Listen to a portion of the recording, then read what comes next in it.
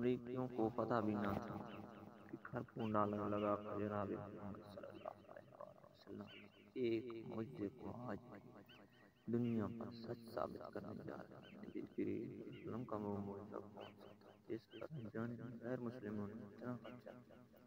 ایمان افروز واقعہ: doctor ذوالفضل Najar king Abdul Aziz university Jeddah میں ماہر ارضیات کے پروفیسر ہیں۔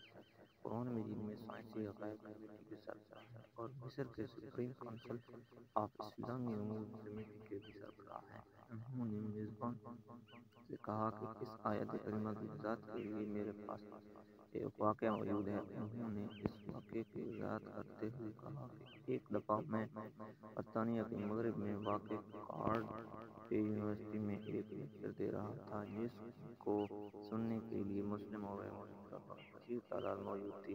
قرآن میں بیان کردہ سائنسی حقائق پر جامع انداز میں گفتگو ہو رہی تھی کہ ایک نو مسلم نوجوان کھڑا ہوا اور مجھے اس آیت کریمہ کی طرف اشارہ کرتے ہوئے کہا کہ سر، کیا آپ نے اللہ تعالیٰ کے اس فرمان پر غور فرمایا ہے کہ کیا یہ قرآن میں بیان کردہ ایک سائنسی حقیقت نہیں ہے؟ ڈاکٹر ذوالفضل نجار نے جواب دیتے ہوئے کہا کہ نہیں، کیونکہ سائنس کی دریافت کردہ حیران کن اشیاء یا واقعات کی تشریح سائنس کے ذریعے کی جا سکتی ہے، مگر معجزہ ایک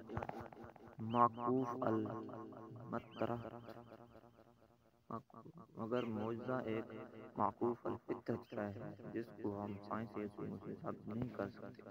چاند کا 2 ٹکڑے ہونا ایک معجزہ تھا جس کو اللہ تعالیٰ نے ثبوت محمد صلی اللہ علیہ وسلم کی سچائی کے لیے بطور دلیل دکھایا تھا۔ حقیقی معجزات ان لوگوں کے لیے قطعی طور پر سچائی کی دلیل ہوتے ہیں جو ان کا مشاہدہ کرتے ہیں۔